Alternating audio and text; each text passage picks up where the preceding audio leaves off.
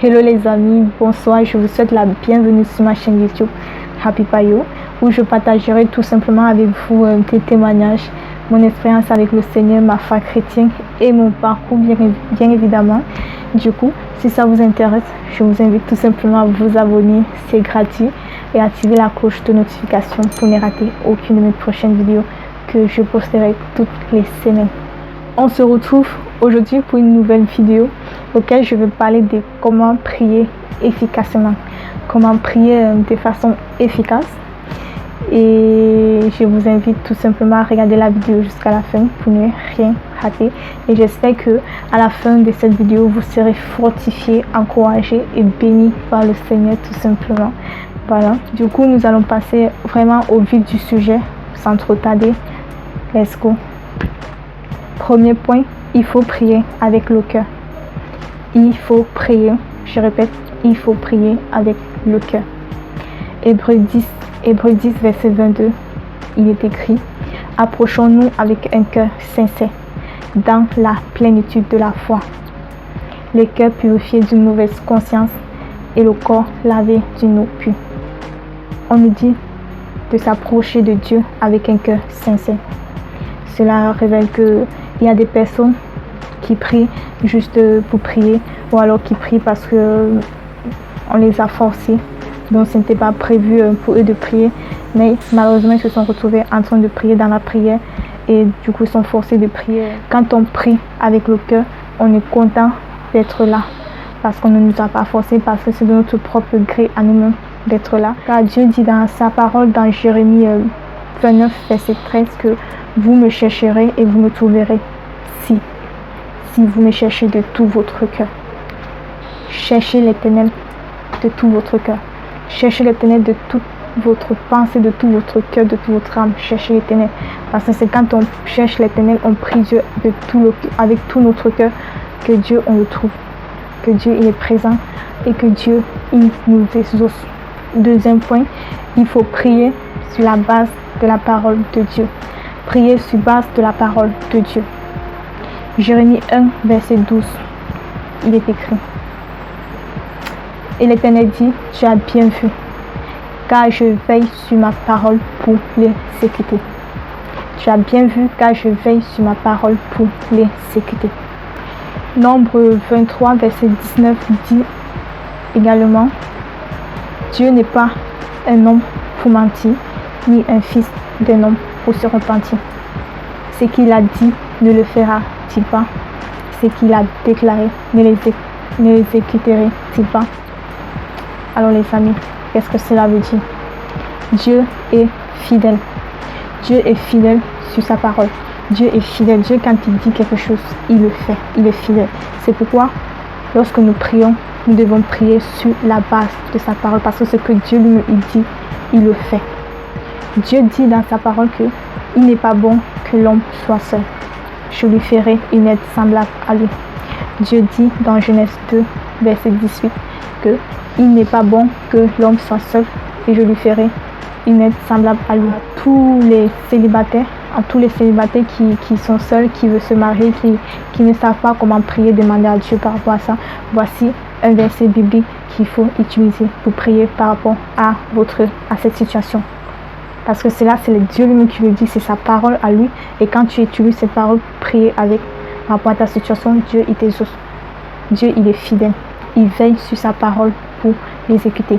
C'est pourquoi je vous encourage et je vous conseille de lire beaucoup la Bible, de connaître toutes les promesses de l'Éternel dans sa Bible et de prier avec en fonction de votre situation et d'utiliser sa parole pour prier avec. Parce que Dieu il veille sur sa parole pour l'exécuter. Il est fidèle. Il faut prier en étant concentré sur Christ. Il faut prier en étant concentré sur Christ. Il y a des personnes que quand ils sont en train de prier, ils sont dans la prière. Il y a des pensées, des distractions qui viennent dans les têtes.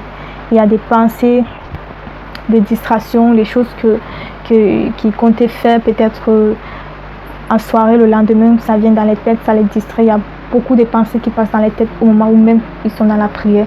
Il y en a tellement de pensées qui viennent, du coup, ce qui fait qu'ils ne sont plus concentrés. 2 Corinthiens 10, verset 5. 2 Corinthiens 10, verset 5. Il est écrit: nous renversons les raisonnements et toute hauteur qui s'élève contre la connaissance de Dieu. Et nous amenons toute pensée captive à l'obéissance du Christ. C'est normal que quand vous vous mettez en prière, que vous avez des pensées qui vous distraient, qui vous empêcher de prier, c'est normal, ça arrive. Mais quand ça persiste, l'autre là, ça devient un problème. 2 Corinthiens 10, verset 5 veut dire quoi? Que lorsque vous priez et que cela arrive, vous prenez autorité contre tout ça. Vous prenez autorité contre tout ce qui vous dérange, tout ce qui vous perturbe durant la prière. Vous prenez autorité et vous les renversez par la parole de Dieu. Vous les renversez avec la parole de Dieu. Vous les renversez par l'autorité que le Seigneur Jésus-Christ vous a donnée, afin que vous puissiez être concentré dans votre prière. 4e point, il faut prier en ayant l'amour. Il faut prier en ayant l'amour. Je répète, il faut prier en ayant l'amour. 1 Corinthiens 13, verset 2, il est écrit: et quand j'aurai le don de prophétie, la science de tous les mystères et de toute la connaissance, quand j'aurai même toute la foi jusqu'à transporter des montagnes, si je n'ai pas l'amour, je ne suis rien. Si je n'ai pas l'amour, je ne suis rien. Cela révèle que Dieu n'exauce pas les méchants. Dieu n'exauce pas les méchants. Allons dans Proverbe 15, verset 9. Il est écrit: l'Éternel s'éloigne des méchants, mais il écoute la prière des justes. L'Éternel s'éloigne des méchants, mais il écoute la prière des justes. Cela révèle que beaucoup de personnes prient en ayant de la méchanceté dans le cœur. En ayant de la méchanceté au cœur. Il y a des personnes même qui n'arrivent même pas à pardonner à leurs prochains, qui n'arrivent pas à pardonner à leurs frères, mais qui prient, qui demandent à Dieu de les pardonner de toutes les offenses, etc. Comment est-ce que Dieu pourrait-il vous exaucer quand vous-même, vous n'arrivez même pas à pardonner vos frères? Comment est-ce que Dieu pourrait vous exaucer? Comment est-ce que Dieu pourrait vous pardonner si vous n'arrivez pas à pardonner? Comment est-ce que Dieu pourrait vous exaucer ou vous écouter quand vous priez avec de la méchanceté dans le cœur? Allons dans Matthieu 6, verset 12. Allons dans Matthieu 6, verset 12. Il est écrit: pardonne-nous nos offenses, comme nous aussi nous pardonnons à ceux qui nous ont offensés. Pardonne-nous nos offenses, comme nous aussi nous pardonnons à ceux qui nous ont offensés. Donc nous prions Dieu de nous pardonner comme nous aussi nous pardonnons aux autres. Quand tu demandes à Dieu de te pardonner, quand toi tu n'arrives même pas à pardonner à ton prochain, tu penses que Dieu t'exaucera comment? La Bible est claire et nette. Pardonne-nous nos offenses comme nous aussi nous pardonnons à ceux qui nous ont offensés. 5e étape et dernière, il faut prier en étant sorti du péché. Ésaïe 59, verset 2. Il est écrit: ce sont vos crimes qui mettent une séparation entre vous et votre Dieu. Ce sont vos péchés qui vous cachent sa face et vous l'empêchent de vous écouter. Ce sont vos péchés. Ce sont vos péchés vous éloignent de Dieu. Le péché nous éloigne de Dieu. La Bible lui-même le dit et il est clair et net.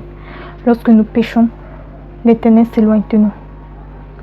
Ce qui fait que quand nous péchons et que nous nous mettons en prière, nous ne pouvons pas être exaucés parce que tout simplement ce péché-là met une séparation entre nous et le Seigneur et empêche le Seigneur de nous écouter.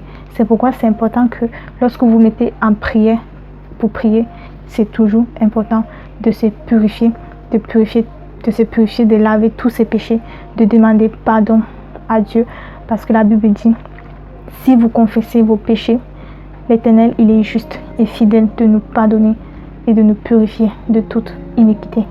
Donc, lorsque vous priez, il faut prier en étant sorti du péché. C'est-à-dire, lavez vos péchés, demandez pardon, confessez vos péchés, vous demandez pardon à Dieu avant de vous lancer dans la prière pour que vos prières puissent être entendues et exaucées par le Seigneur. Alors les amis, c'est la fin de ma vidéo et je vous dis merci d'avoir regardé ma vidéo jusqu'à la fin. Du coup, si ça vous a plu, n'oubliez pas de liker et aussi de vous abonner, c'est gratuit. et activez la cloche de notification pour ne rater aucune de mes prochaines vidéos que je posterai toutes les semaines. Je vous dis merci et à la prochaine. Bye bye.